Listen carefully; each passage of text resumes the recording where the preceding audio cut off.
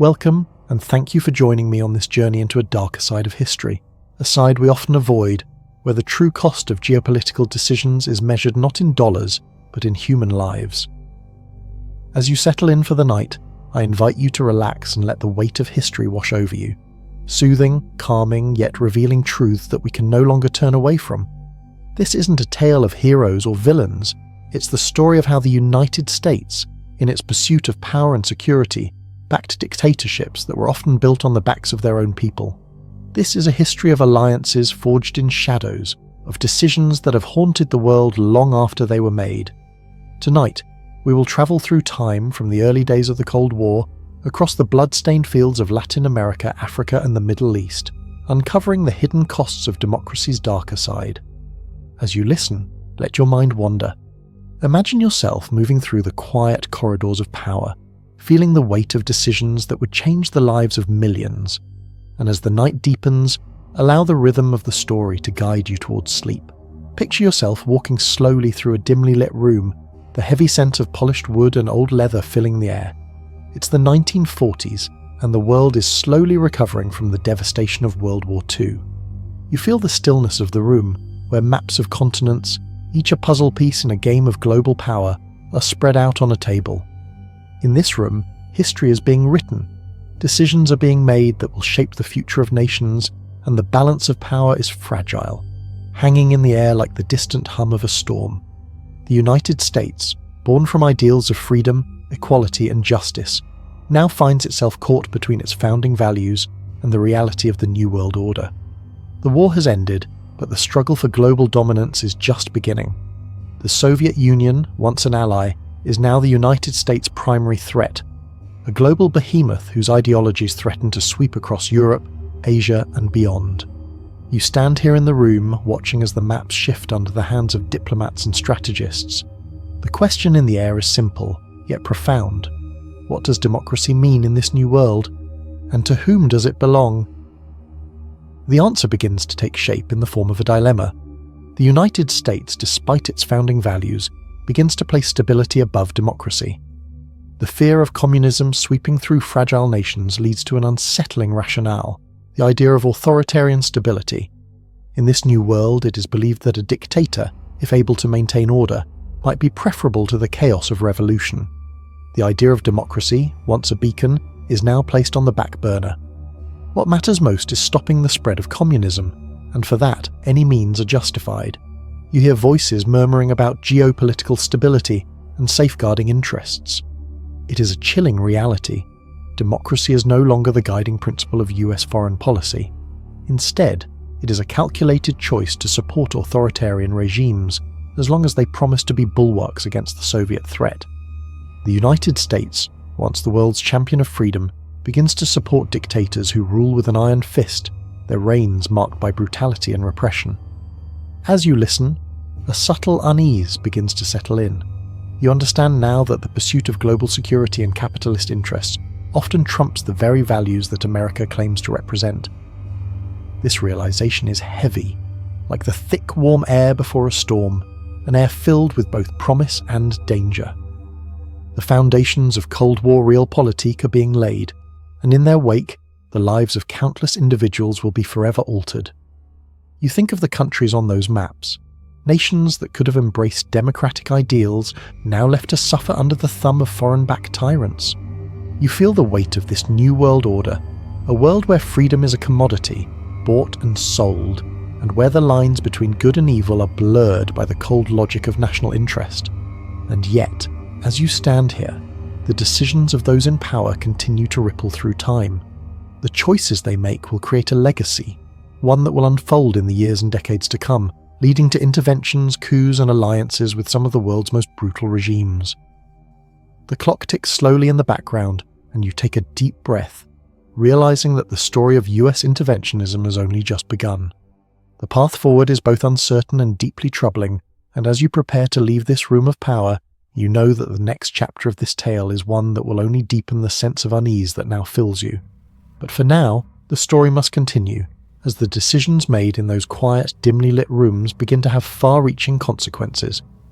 Let us move forward, step by step, into the unfolding drama of global politics. The air grows cooler as you move forward, the passage of time becoming more palpable. You step into a different room, more open, more grand, a space filled with the weight of history, where the world's leaders will soon be shaped by a new vision. The year is 1947.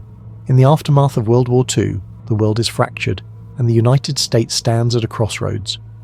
The threat of communism looms large over Europe, especially in the East, where Soviet influence is growing stronger by the day. It is here that President Harry S. Truman steps into the spotlight.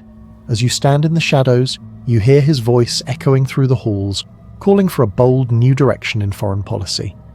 Truman's doctrine, announced that year, marks a dramatic shift in America's approach to the world. The promise is clear. The US will support any nation threatened by communism, regardless of its political structure. Democracy, it seems, is now secondary to a new singular goal: containment. The world outside these walls is filled with tension, and you can almost hear the faint hum of anxiety in the air. Truman's words are decisive, measured.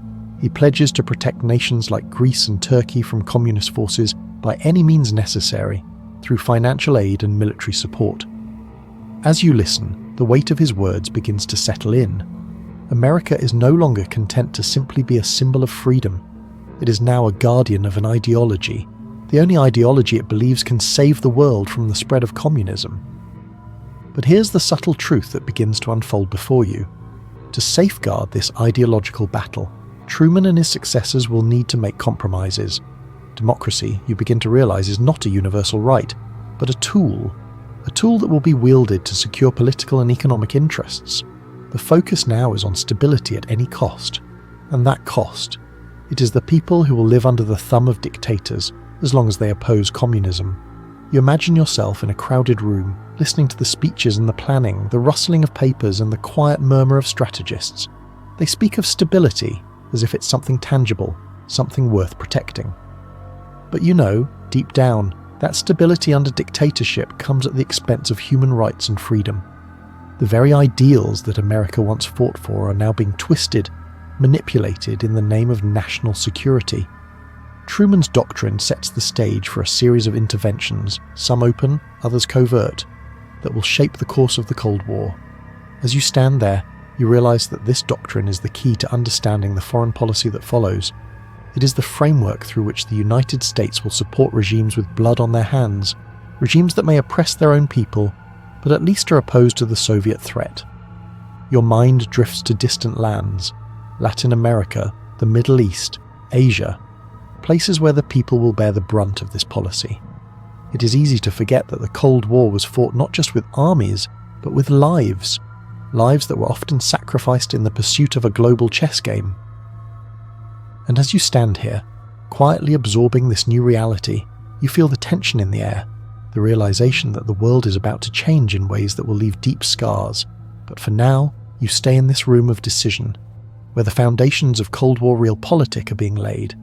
You hear the whispers of strategy, the clinking of glasses as world leaders toast to a new era of global power. The map of the world shifts again, as one by one countries fall under the sway of the United States, with democracy pushed aside in favor of stability and containment. As you move forward through the shadowed corridors of history, the atmosphere grows more charged.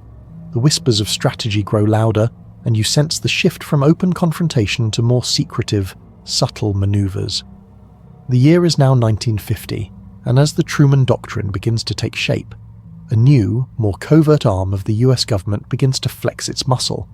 The Central Intelligence Agency, or CIA. Imagine the weight of those words, spoken quietly in the rooms where decisions are made. Covert operations, regime change, psychological warfare. You can feel the air grow thick with intrigue as you step into this hidden world. A world where power is exerted not through overt military force, but through the quiet manipulation of foreign governments. The CIA's role is not just to gather intelligence, but to orchestrate political outcomes from the shadows, behind closed doors where no one can see the strings being pulled. The CIA begins to spread its reach across the globe, orchestrating coups, funding insurgencies and supporting friendly regimes. Here, in the hidden recesses of power, the agency plays a central role in shaping the Cold War, its methods often veiled in secrecy. You hear the soft murmur of classified conversations, of operations planned with surgical precision, each one designed to protect American interests and contain the spread of communism, no matter the cost. The world once again becomes a chessboard, with each move calculated to bring about the desired outcome. Countries that resist the Soviet Union's influence are now prime targets for CIA intervention.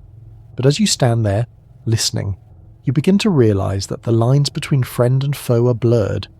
Those who once fought for democracy are now being propped up, not for their political ideals, but for their willingness to stand against communism. As you reflect, the consequences of this new era of covert action become clear.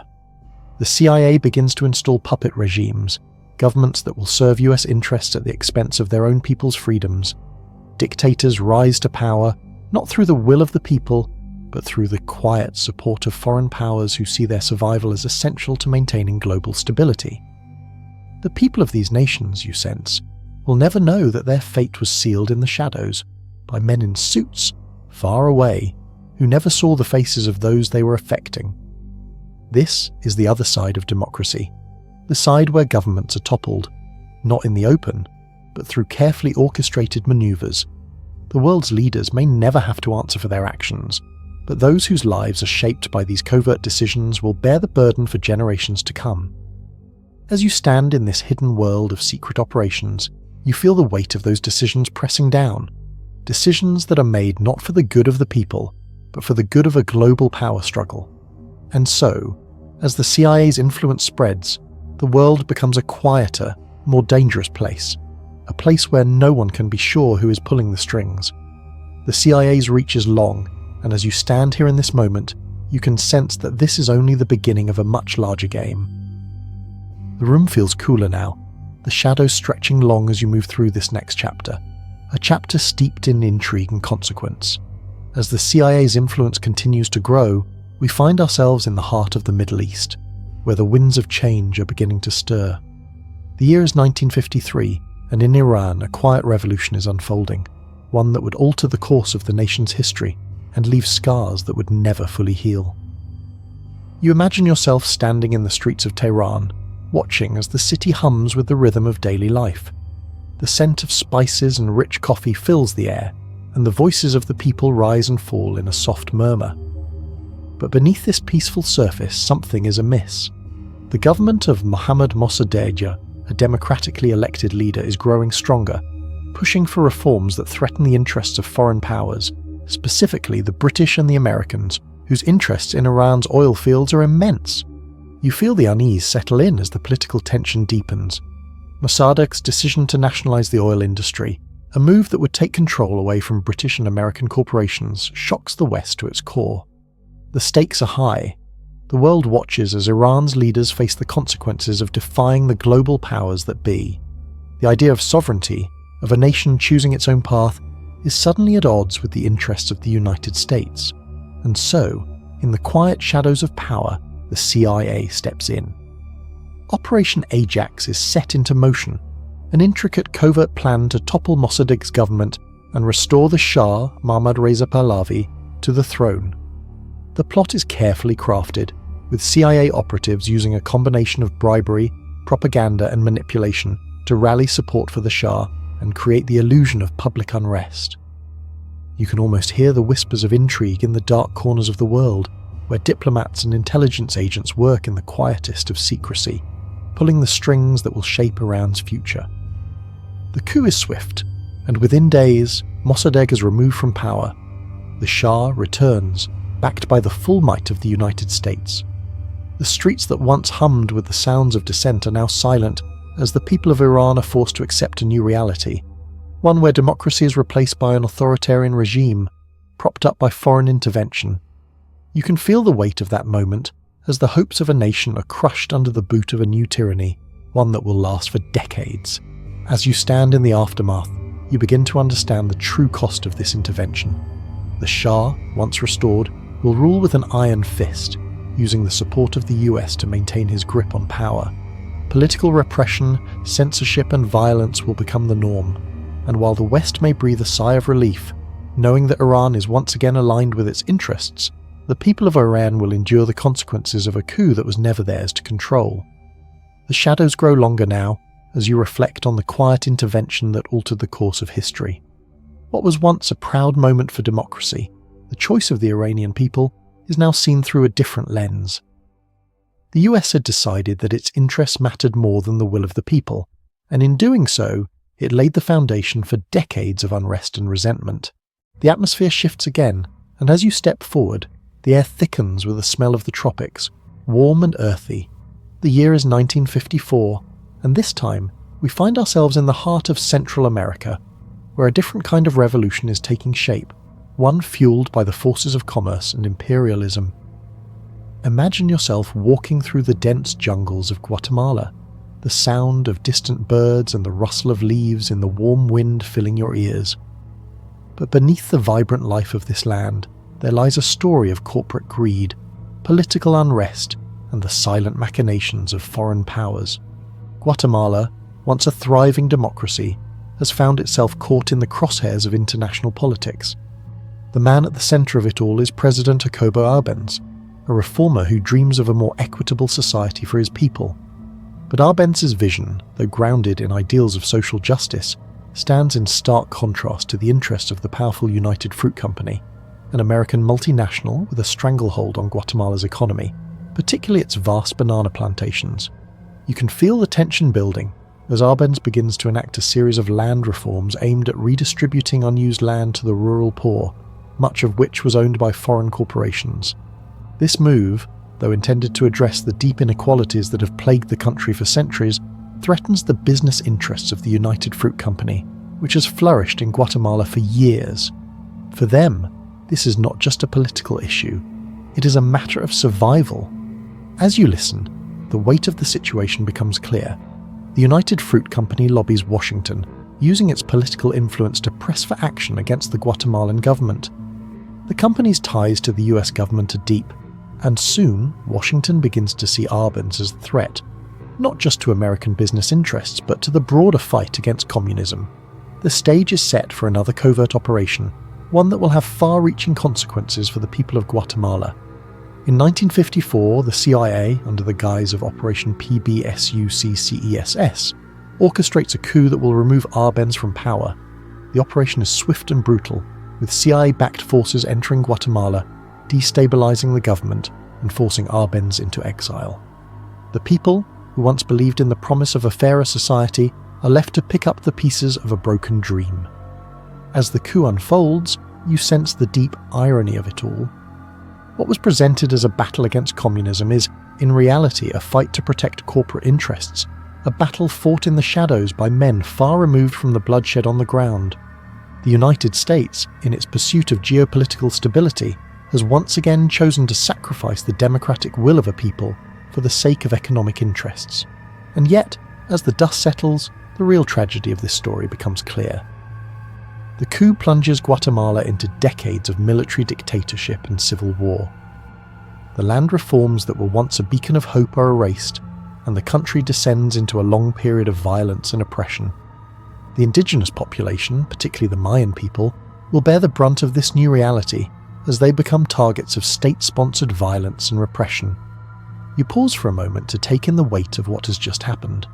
The people of Guatemala, like those in Iran, had dared to dream of a better future, but those dreams, crushed under the weight of foreign intervention, will not be realized for many years to come. The United States, once again, has traded democracy for the promise of stability, but in doing so, it has sown the seeds of future unrest. As you move deeper into the shadows of history, the air becomes thick with the heavy yet quiet hum of military drills. The year is now 1960, and your journey takes you to a place that has, in many ways, shaped the future of Latin America. Imagine yourself walking through the quiet, sun-soaked halls of a sprawling military academy nestled somewhere in the hills of the Americas. Here, a new generation of soldiers is being trained, not just to protect their countries, but to control them. This is the School of the Americas, a US-run military training center located in the Panama Canal Zone. It was established with one purpose in mind: to prepare Latin American officers to fight against the rising threat of communism in their own countries. But as you stand in the midst of this institution, a deeper, more sinister truth begins to take shape. These officers are not merely learning about warfare, They are being taught how to maintain control through fear, violence, and oppression. You can hear the steady march of boots on the ground, feel the weight of the weapons they hold in their hands. The soldiers are taught not just tactics of war, but techniques of terror, how to torture, how to eliminate enemies without leaving a trace, how to crush dissent before it has a chance to rise. You see them taking notes, their faces determined, their eyes focused. It's not just about military strategy, it's about political control. The US government, in its fight against communism, believes it must train the leaders who will hold power in these countries, but the cost of this training is high. The School of the Americas becomes a breeding ground for some of the most brutal dictators and death squad leaders the world has ever known. Officers who graduate from here will go on to orchestrate massacres, disappearances, and the destruction of entire communities, all in the name of suppressing leftist ideologies.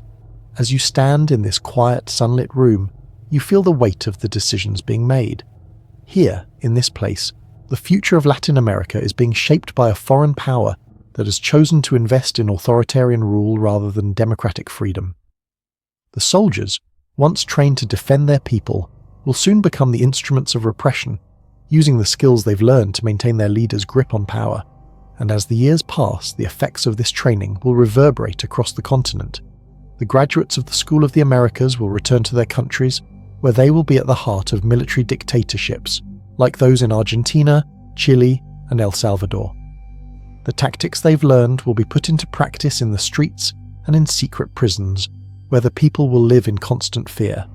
The bright hope of democracy that once sparked in these nations will be snuffed out by the very soldiers that the US helped to train.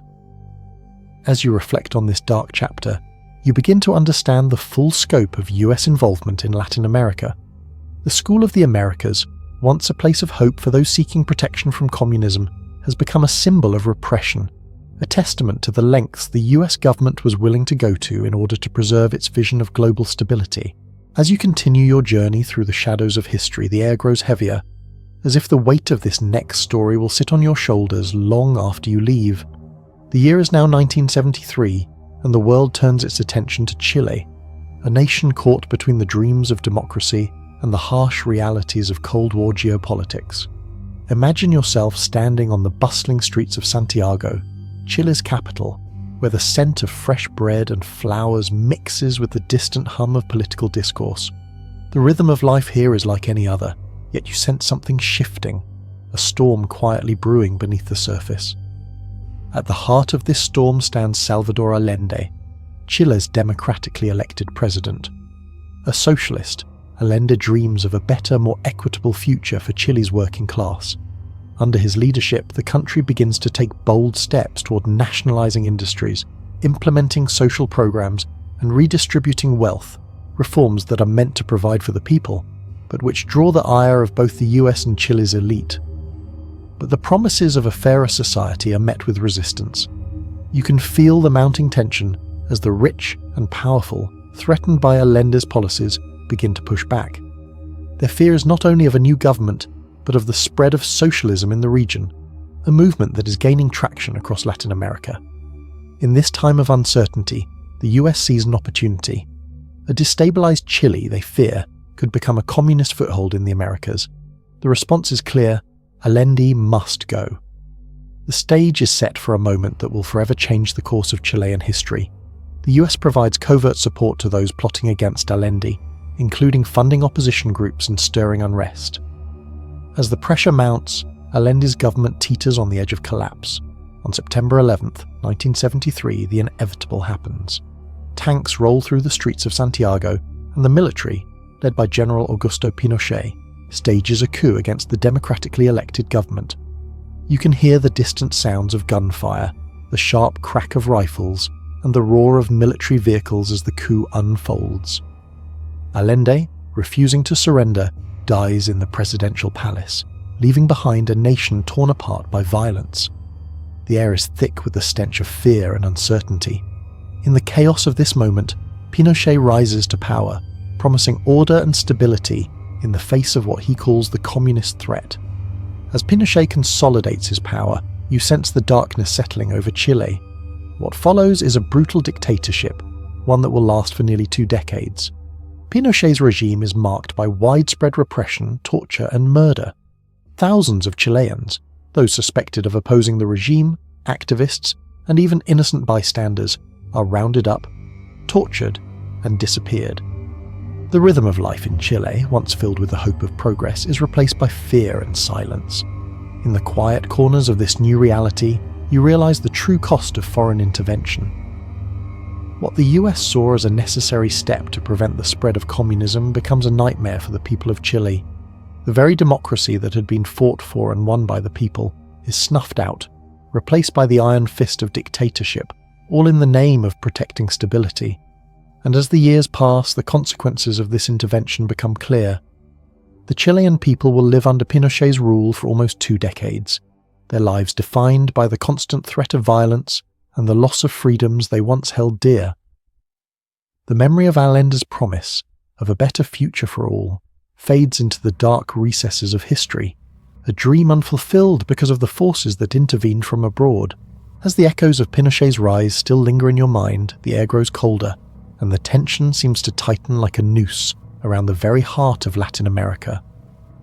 You now find yourself in a time when the shadows of repression stretch across the continent, beyond Chile into Argentina, Brazil, and other countries where military dictatorships reign. A new chapter unfolds, and this time it's not just one nation suffering under the yoke of authoritarianism, but an entire network of regimes working together in quiet, deadly collaboration.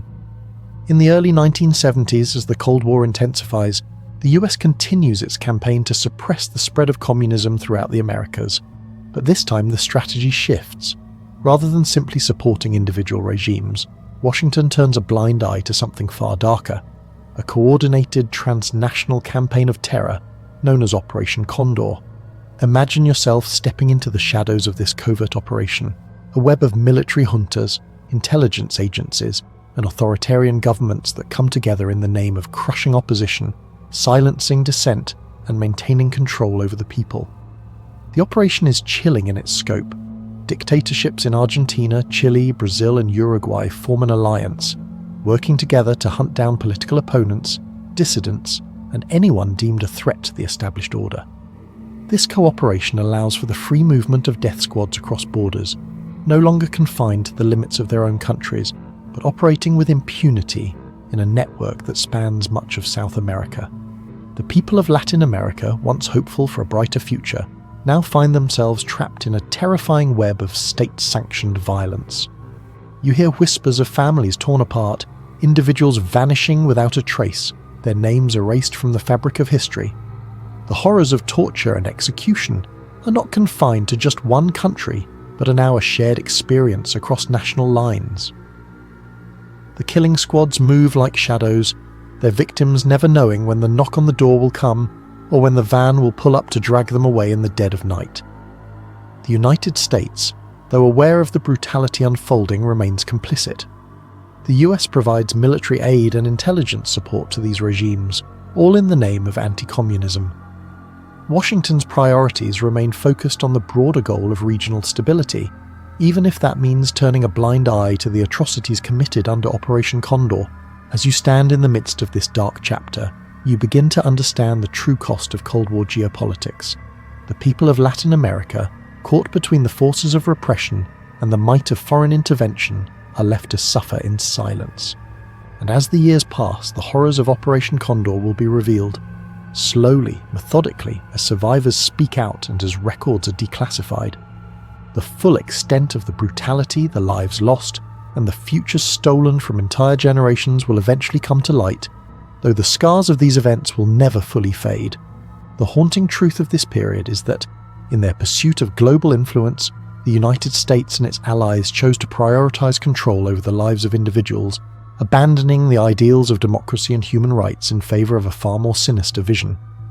The people of Latin America, those caught in the crossfire of this Cold War proxy war, are left to pick up the pieces of their shattered societies, their hopes for freedom and justice dashed by the very powers that claim to be their protectors. As the silence of Operation Condor fades into the distance, you find yourself standing in the midst of a vast and oppressive landscape, Argentina, 1976. The air is thick with fear and suspicion, and the ground beneath your feet trembles with the unspoken violence that permeates every corner of the country. The cycle of repression, which once stretched across borders, has now come home to roost in Argentina's heart. Here, in the aftermath of military coups and the installation of a brutal junta, the people of Argentina find themselves living in a state of constant terror. The military dictatorship that seizes power in 1976 promises stability and order in a time of economic turmoil, but beneath the veneer of control lies a far more sinister agenda. This is the Dirty War, a period of brutal state terror in which thousands of Argentine citizens, students, intellectuals, trade unionists, activists and ordinary people disappear without a trace. The streets are filled with the ghosts of the disappeared, their absence leaving a gaping wound in the social fabric of the nation. You can almost feel the cold breath of fear against your neck as you imagine the secret police, the Patricia, moving through the streets, rounding up the innocent, interrogating, torturing and executing with impunity. Families are left in anguish, not knowing whether their loved ones are alive or dead, while the junta consolidates its power, wiping out anyone who stands in its way. The air is heavy with the unspoken question that hangs over every household. Will they come for us next? What makes this time even more tragic is the quiet complicity of the United States. Despite reports of the horrific abuses taking place, the US continues to provide financial and military support to Argentina's military dictatorship. High-ranking officials, including Henry Kissinger, turn a blind eye to the atrocities committed by the junta, prioritizing geopolitical concerns and the fight against communism over the lives of the Argentine people. Even as human rights groups and journalists report on the systematic nature of the torture and killings, Washington remains steadfast in its support for the regime, believing that Argentina's alliance is necessary for regional stability. As you stand in this dark chapter of history, you realize that the Argentine people are not only battling a ruthless dictatorship, they're also battling the indifference of a foreign power, one that claims to stand for liberty and justice, but whose actions betray those very ideals. The brutality of Argentina's dirty war is compounded by the silence of those who could have spoken out, but chose not to. The human cost of political expedience weighs heavily on the conscience of history. And yet, as the years pass, the memory of those who disappeared refuses to be erased. The mothers of the Plaza de Mayo, the brave women who continue to demand answers for their lost children, become symbols of resilience in the face of unimaginable grief. The legacy of the Dirty War and the US complicity in it will not be forgotten. Slowly, the truth comes to light, and the world begins to understand the cost of its political choices. But for now, as the weight of this suffering lingers, you find yourself reflecting on the nature of power, how easily it can corrupt, how quickly it can silence the truth, and how fragile the promise of freedom truly is when measured against the interests of those in control. As the echoes of Argentina's painful past continue to settle in the air around you, the ground shifts beneath your feet, leading you further north into Central America. Here, in Nicaragua, the landscape is lush and green, but beneath the beauty of the land lies a growing storm, one fueled by political unrest, foreign intervention, and the relentless fight for control. It is the 1980s now, and the once powerful Somoza family, who ruled Nicaragua for over 4 decades with an iron fist, has fallen. The people, weary of decades of corruption, inequality and repression, have risen up. The Sandinistas, a revolutionary group led by Daniel Ortega, topple the Somoza regime in 1979. For a brief moment, there is hope. The Sandinistas promise a new dawn for Nicaragua, one rooted in social justice, equality, and the empowerment of the people. The rhythm of life seems to change as the country breathes a collective sigh of relief, believing that a brighter future lies ahead. But the hope is fleeting as foreign powers watch with suspicion. The United States, ever fearful of the spread of communism, views the Sandinistas' rise as a threat to its influence in the region. The Reagan administration, unable to accept a leftist government on its doorstep, embarks on a covert campaign to destabilize Nicaragua and undermine the Sandinista government. The stage is set for another chapter of Cold War proxy warfare, and this time Nicaragua becomes the battleground. Here, the US funds, trains and arms a rebel group called the Contras, counter-revolutionaries who seek to overthrow the Sandinistas. but the means by which they wage war are harrowing. The Contras, armed with US support, commit atrocities against civilians, including massacres, kidnappings, and the destruction of entire villages. You can almost hear the cries of the innocent caught in the crossfire, their homes reduced to rubble, their lives turned upside down by forces beyond their control. The US involvement, though initially covert, becomes an open secret. Despite widespread reports of human rights violations by the Contras, the US continues to provide funding and military assistance. The Reagan administration sees the Contras as vital to stopping the spread of communism in the region, but in doing so, it ignores the very principles of democracy and human rights it claims to protect. The tragic irony is that, in their efforts to fight communism, the US empowers a force that brings suffering, destruction, and instability to the people of Nicaragua. As you stand in the midst of this conflict, you can feel the weight of the moral ambiguity pressing down. The people of Nicaragua are left to choose between two evils: a government that promises social change but faces constant sabotage, and a rebel force funded by a foreign power that has little regard for their well-being.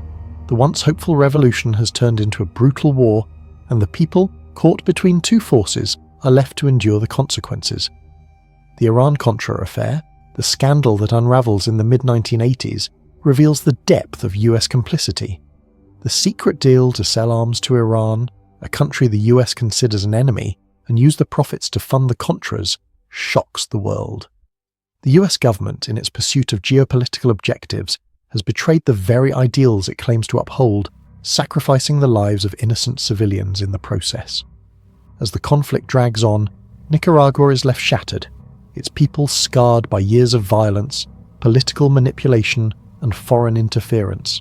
The promise of a better future once so close slips further away, and the toll of the war lingers in the hearts of those who survived. As the warmth of Nicaragua fades into the background, the air shifts once again, this time taking you across the ocean to the heart of Africa. You find yourself in a land of lush landscapes, endless rivers, and dense jungles, the Congo. But beneath this natural beauty, a storm brews, one that will reshape the future of an entire nation and alter the course of its history forever. It is the year 1960, and the Congo has just gained its independence from Belgium. The celebrations are grand, the hopes of the Congolese people high. For the first time in decades, they stand on the threshold of freedom. Patrice Lumumba, the country's first democratically elected leader, emerges as a symbol of this new dawn, one of hope, of unity, and of African self-determination. But the joy of independence soon fades into the harsh reality of political and economic challenges. The Congo, though rich in resources, is fractured, torn by tribal divisions and plagued by the legacy of colonialism. Lumumba, despite his eloquence and promise, faces opposition from both within and outside his country. The United States, driven by the fear of communism's spread in Africa, sees Lumumba as a threat. His ties with the Soviet Union, though pragmatic, fuel suspicion among Western powers, and soon they begin to plot against him. As you stand amidst this turbulent time, the tension becomes palpable. The US and Belgium work behind the scenes to undermine Lumumba, supporting his political rivals, including Mobutu Sese Seko, a military officer with ambitions of his own. In 1961, Lumumba is deposed, arrested, and after months of torture executed by firing squad. His death sends shockwaves through the country, a blow to the hopes of the Congolese people, and a tragic moment in the continent's history. But the story does not end with Lumumba's death. In the power vacuum that follows, Mobutu rises to power, backed by the United States and Belgium. Mobutu, who had once been a protege of Lumumba, quickly transforms into a dictator. His reign is marked by corruption, brutality, and the suppression of any opposition. Under Mobutu, the Congo becomes a country ruled by a man who uses the nation's vast resources to enrich himself, while the people continue to suffer in poverty. As Mobutu consolidates his power, the West, particularly the US, maintains its support, prioritizing stability over democracy and turning a blind eye to the excesses of his regime.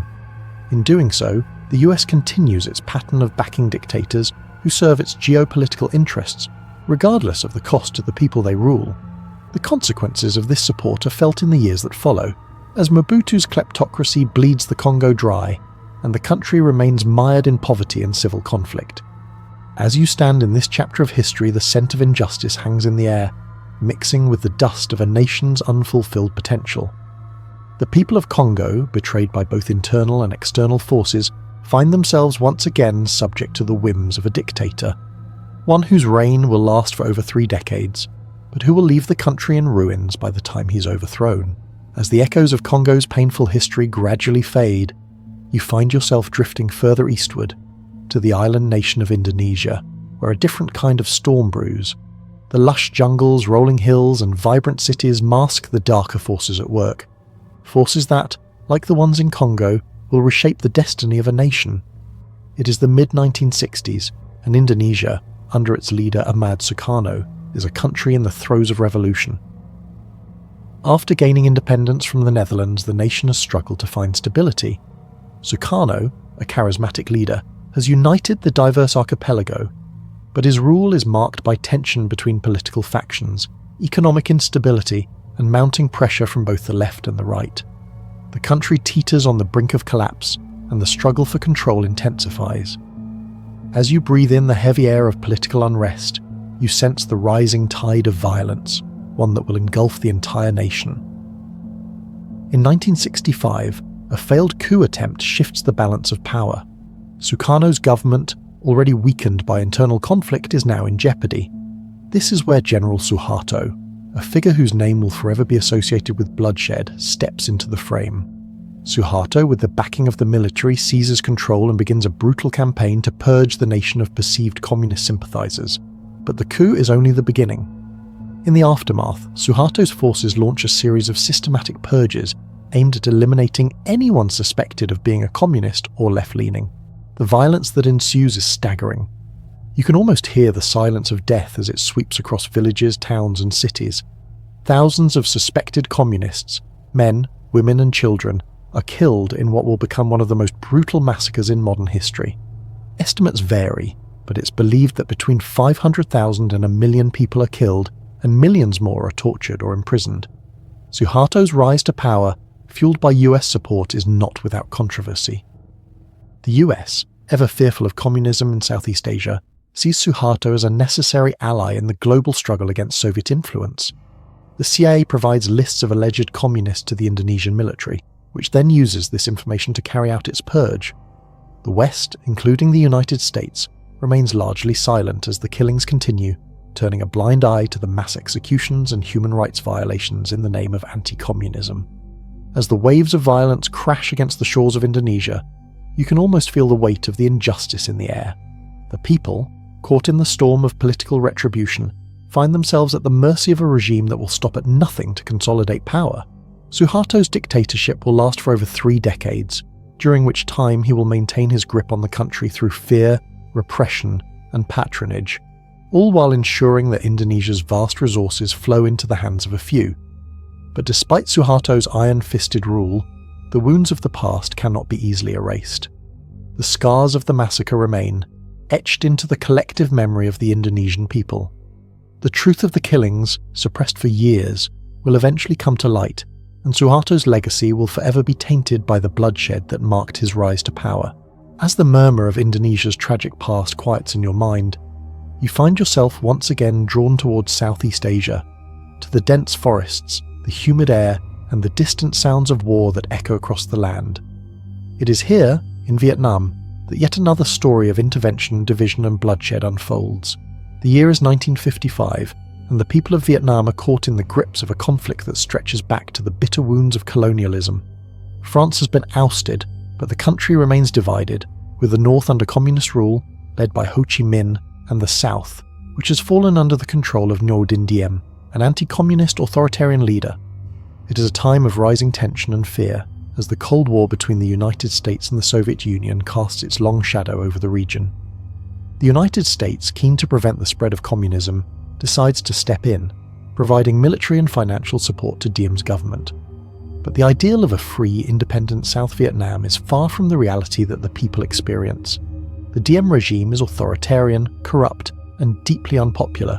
Diem, though initially presented as a protector of democracy, rules with an iron fist, silencing dissent and imprisoning political opponents.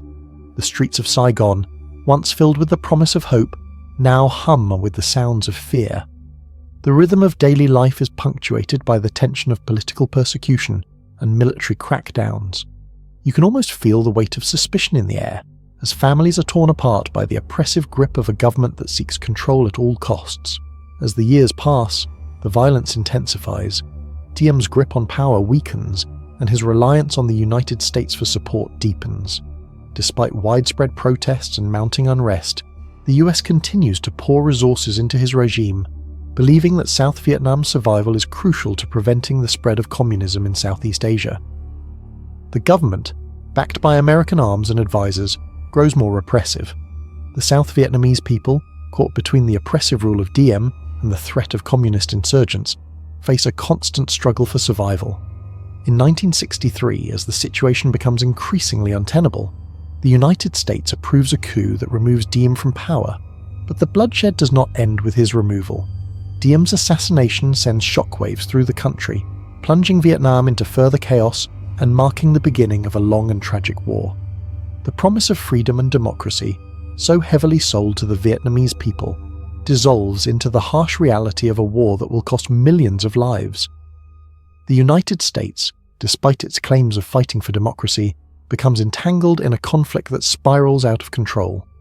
The intervention in Vietnam, like so many others before it, is marked by a stark irony. The American-backed regime, though supposedly aligned with the values of freedom, becomes one of the most brutal in the country's history. The people of Vietnam, caught in a struggle that seems to have no end, suffer under both the authoritarian rule of Diem and the devastation of war brought on by foreign intervention. As you stand in the midst of this history, the air is thick with the sense of lost potential. The dreams of a peaceful, unified Vietnam, free from both foreign intervention and internal tyranny, slip further out of reach. The toll of this intervention, as in so many other places, is measured not just in bodies, but in broken families, lost futures, and a nation left in ruins. As the unsettling echoes of Vietnam fade into the background, the scene shifts once again, this time to the Middle East. The dry, expansive deserts stretch endlessly before you, broken only by the glimmer of modern cities rising from the sands. Here, in Saudi Arabia, the United States finds itself engaged in another complex and morally ambiguous relationship, one that has persisted for decades. The year is 1945, and World War II has ended, leaving the global balance of power shifted, reshaped, and uncertain.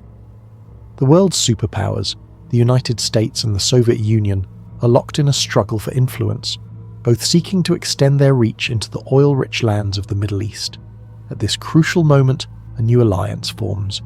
King Abdulaziz Al Saud, the founder of Saudi Arabia, meets with US President Franklin D. Roosevelt aboard an American warship in the Suez Canal.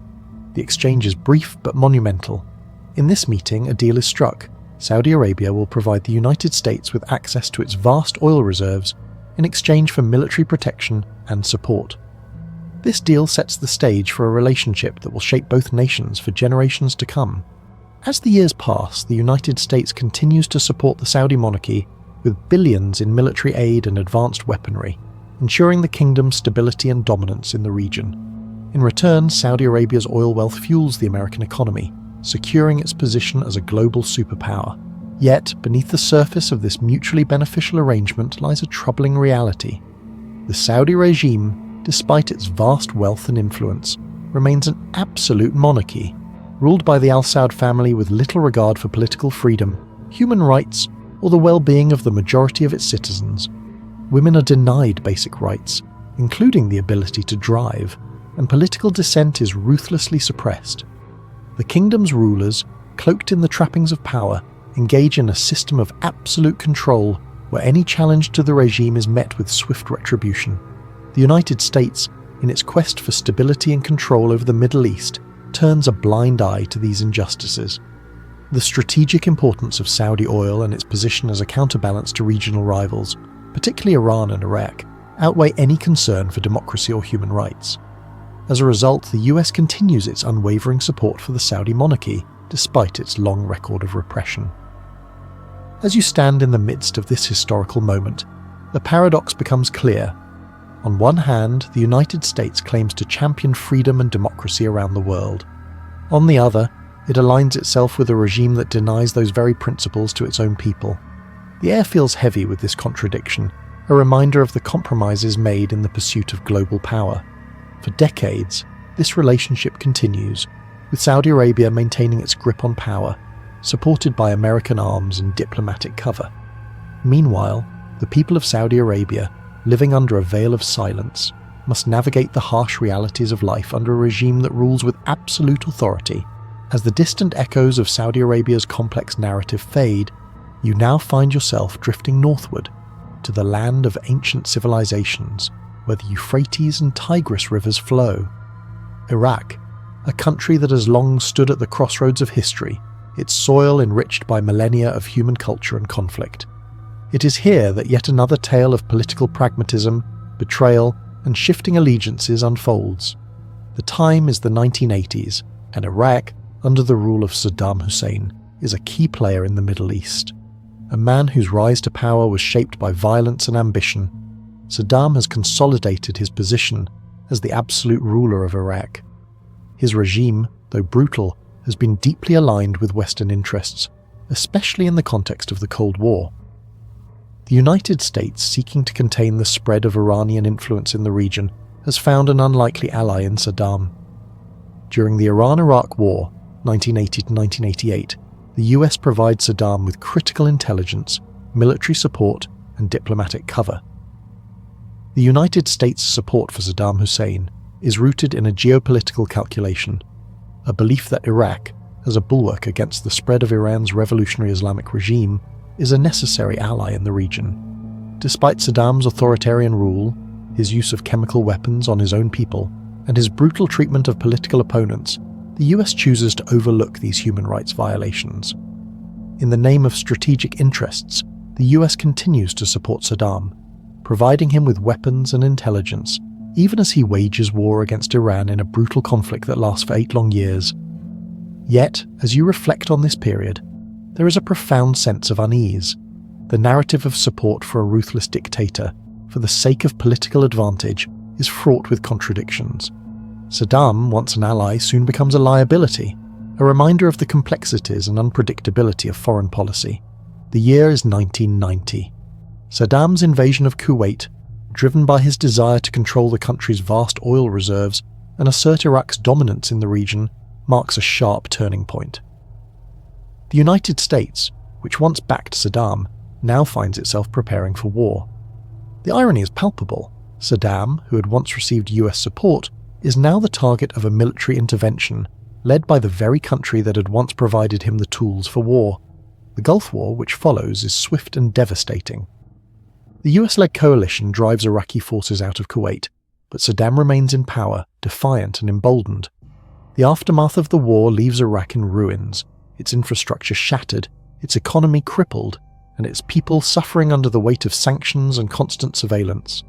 Saddam's regime, while weakened, continues to rule with an iron fist, his grip on power unyielding.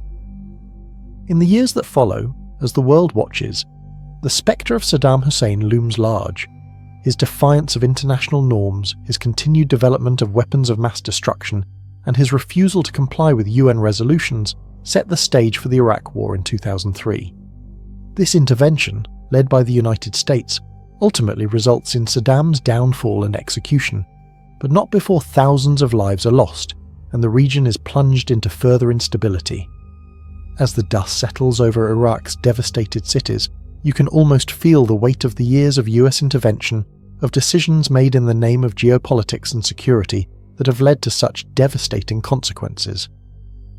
The relationship between Saddam Hussein and the United States is one of tragic irony, a reflection of the complex, often contradictory nature of foreign policy. As the winds of Iraq's troubled past gently fade, you are carried toward the heart of the Arab world, where the warm desert air mingles with the scent of ancient history. The towering pyramids of Egypt rise in the distance, their stoic silence belying the political turbulence that has defined much of the country's modern history. Here, in Egypt, we encounter another chapter of US foreign policy that, though marked by silence and complicity, is deeply significant in shaping the trajectory of the Middle East. The year is 1981, and Hosni Mubarak, a former Air Force officer, has just ascended to the presidency following the assassination of Anwar Sadat. Sadat, the previous president, had been assassinated in a moment of political upheaval, a grim reminder of the dangers that come with the pursuit of peace in a region fraught with conflict. Mubarak, with his firm grasp on power, takes office at a critical juncture as Egypt stands at the crossroads between authoritarianism and reform. His rise to power, while not entirely without support, is rooted in his ability to maintain stability in a region already gripped by political and social unrest. For 3 decades, Mubarak's rule is defined by one unchanging theme: stability, often at the expense of freedom. Under Mubarak's leadership, Egypt becomes a cornerstone of US strategy in the Middle East. The United States, viewing Egypt as a critical ally in the Arab world, particularly after Sadat's peace deal with Israel, continues to provide billions of dollars in military and economic aid. This support helps to prop up Mubarak's regime, which, despite its authoritarian nature, is seen as a bulwark against Islamist extremism and regional instability. Yet, as you move through the years, the image of Egypt under Mubarak becomes increasingly complex. On the surface, Egypt appears calm, a land of deserts, bustling markets, and cities humming with activity. But beneath this facade, the Egyptian people are living under the heavy hand of an oppressive government. Political dissent is crushed, journalists are silenced, and opposition leaders are jailed or exiled. The air is thick with the fear of reprisal, the knowledge that any challenge to the regime could be met with swift and brutal punishment. The oppressive state of Egypt during Mubarak's reign is an open secret to the world, yet the US remains steadfast in its support. The billions of dollars in military aid continue to flow, while the government's human rights abuses go largely unnoticed. In the name of regional stability, the US chooses to overlook Mubarak's violations, perpetuating a system of quiet complicity that stretches over 3 decades. But, as is often the case with such regimes, the cracks in the facade begin to show. The increasing economic disparities, the widespread corruption, and the growing frustration of Egypt's youth create a volatile mix. The winds of change, though slow at first, begin to stir. The year 2011 brings with it the eruption of the Egyptian Revolution, as millions of Egyptians take to the streets, demanding Mubarak's resignation.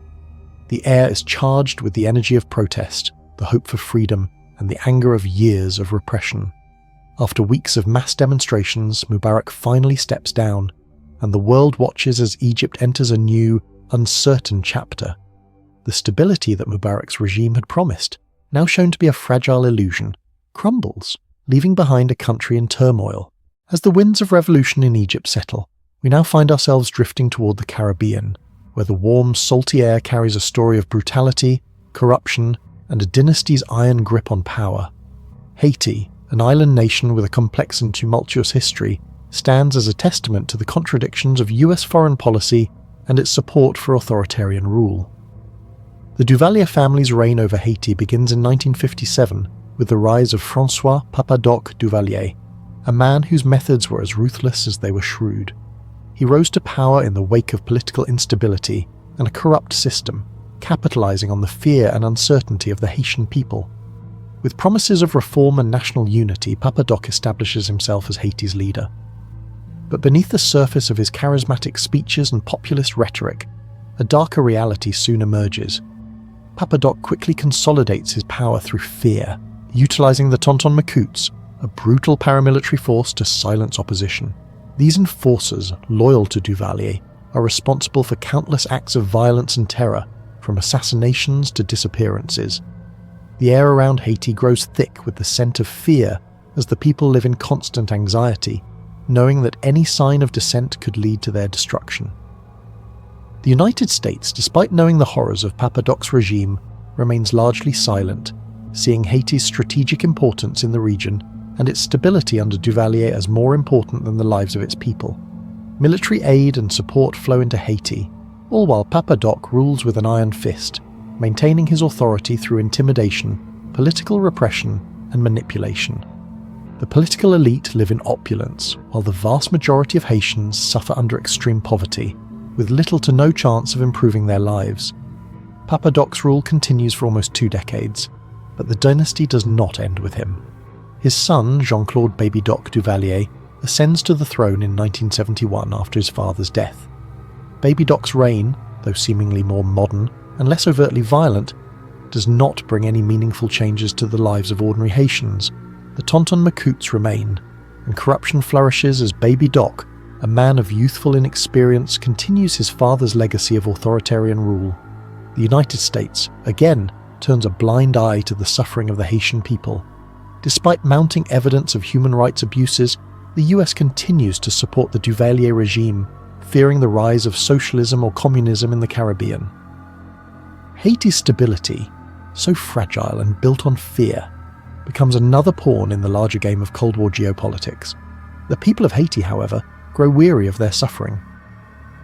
In 1986, after years of unrest and protests, Baby Doc is finally ousted from power, fleeing to France as his people take to the streets demanding change. The dynasty that had ruled Haiti for nearly 30 years crumbles, leaving behind a country deeply scarred by the weight of its past. Yet even in the aftermath, the United States remains involved in Haiti's future, trying to guide its path toward recovery, while still deeply invested in its own strategic interests. As we leave behind the troubled shores of Haiti, we are carried by the winds of history to a land marked by its rugged mountains and tumultuous past, Afghanistan. This is a country whose history is often defined by conflict, yet it is also a land where the forces of geopolitics and foreign intervention have had a lasting and deeply troubling effect on its people. The year is 1979. The Soviet Union, seeking to expand its influence in Central Asia, invades Afghanistan, installing a communist government that quickly becomes unpopular with the Afghan people. This intervention sparks a brutal conflict that will last for over a decade, and it is in this moment of crisis that the United States makes a pivotal decision that will alter the course of history. In the midst of the Cold War, the US sees Afghanistan as a key battleground in the global struggle against communism. The Soviets, seen as the main threat, must be stopped at all costs. And so, the US begins a covert operation to arm and train Afghan resistance fighters, known as the Mujahideen, to fight the Soviet invaders. This campaign, codenamed Operation Cyclone, becomes one of the most significant covert operations in history. The Mujahideen, many of whom are fiercely religious and tribal in nature, receive billions of dollars in American aid. They are armed with sophisticated weapons, including Stinger missiles, which allow them to shoot down Soviet helicopters and planes, significantly weakening the Soviet military's hold on the country. The US also provides training, intelligence, and logistical support, all with the aim of defeating the Soviet Union and weakening its influence in the region. Yet, as you consider the course of events, a troubling pattern begins to emerge. The very fighters the US supports, many of whom are later affiliated with extremist groups, become the seeds of future conflict. The Mujahideen's violent campaign against the Soviet Union, though successful in driving the invaders out by 1989, leaves Afghanistan in ruins. The country is devastated by war, its infrastructure shattered, and its people deeply scarred by the horrors of battle. As the Soviet Union retreats, the US ends its support, leaving the Mujahideen to their own devices. What follows is not peace, but an all-out civil war among various factions, each vying for control of the country. Into this chaotic vacuum steps a new force, the Taliban. In the mid-1990s, the Taliban, a radical Islamist group, rises to power. The US had not anticipated the rise of such a group when it had first supported the Mujahideen. The Taliban's strict interpretation of Islamic law leads to the establishment of a repressive regime, marked by brutal punishments, the oppression of women, and a regime that harbours terrorist groups like Al-Qaeda. By the late 1990s, the consequences of US involvement in Afghanistan begin to show their full extent. The very people the US had once supported now form the backbone of a regime that harbours the very terrorist groups responsible for the September 11th attacks. Osama bin Laden, the leader of Al-Qaeda, is living in Afghanistan, and the Taliban's ties to global terrorism become more apparent. The cycle of US involvement in Afghanistan, from supporting the Mujahideen to eventually fighting the Taliban, leads to what many experts now call blowback, the unintended consequences of a foreign policy aimed at short-term objectives, but with long-term ramifications. The region, once a pawn in the Cold War struggle, is now caught in a web of instability that continues to affect the world today. As we leave the dust and turmoil of Afghanistan behind, we gently drift into a quieter realm, the realm of archives, memos, and forgotten documents. Here, the winds of secrecy blow strong, carrying with them the truth of how the United States orchestrated a web of foreign interventions. These secrets, buried for years, slowly emerge into the light, casting shadows over the actions that shape the world we know today. Behind the closed doors of government offices and within the classified files of the CIA, State Department, and Pentagon, a hidden history exists. The declassified documents, released years, even decades after the events they describe, offer a glimpse into the decisions made by powerful figures who, in the name of national security, chose to back dictators, overthrow democratically elected leaders, and support authoritarian regimes around the world. The declassification of these documents is not an instant process. It is slow, meticulous, often fought for by journalists, historians, and whistleblowers. The revelations are staggered, years of information, sometimes fragmented, trickling out piece by piece. Yet, as each document is released, it adds another layer to the larger story, confirming suspicions and illuminating the dark corners of US foreign policy. One of the most significant of these revelations is the Church Committee, a series of investigations led by the US Senate in the 1970s to uncover the extent of US intelligence operations abroad. The committee's findings, drawn from declassified documents, revealed shocking truths about covert actions that had been carried out in the name of fighting communism. Among these findings were the CIA's involvement in the overthrow of governments in Iran, 1953, Guatemala, 1954, and Chile, 1973, all of which had been kept from the public eye for years. In the documents you find the cold, detached language of bureaucrats, terms like destabilization, counterinsurgency, and covert action. But between the lines, the human cost is palpable. These operations, conducted far from the public eye, often led to the suffering of millions of ordinary people. The military juntas that were installed after US-backed coups led to years of brutal repression, torture, and mass killings.